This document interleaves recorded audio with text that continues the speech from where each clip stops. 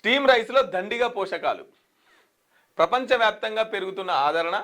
రా రైస్ కన్నా స్టీమ్ రైస్లోనే రుచి, నాణ్యత. పుష్కలంగా ఖనిజ లవణాలు ఉన్నాయంటున్న నిపుణులు.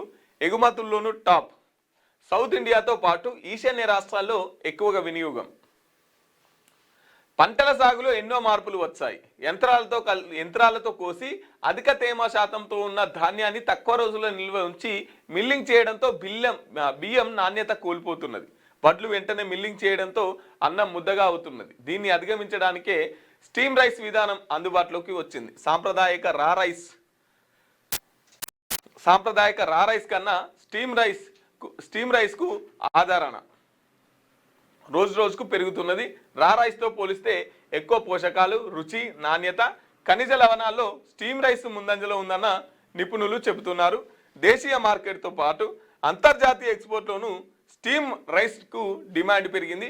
2025లో ఇండియాకు నుంచి రైస్ ఎక్స్పోర్ట్ 21.55 మిలియన్ టన్నులకు చేరుకుంది.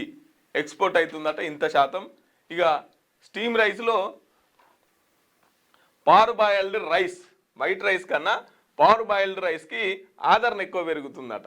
ఇక దీంట్లోనే రుచి, నాణ్యత, తర్వాత పోషకాలు ఎక్కువ ఉన్నాయని చెప్పేసి దీనికి నాణ్యత పెరుగుతుందట. మరి రేట్ ఎంత వలుకుతుందో రేటు కూడా ఇవ్వాలి కదా, అది పేదోళ్ళు తినే పరిస్థితి ఉందా లేదా.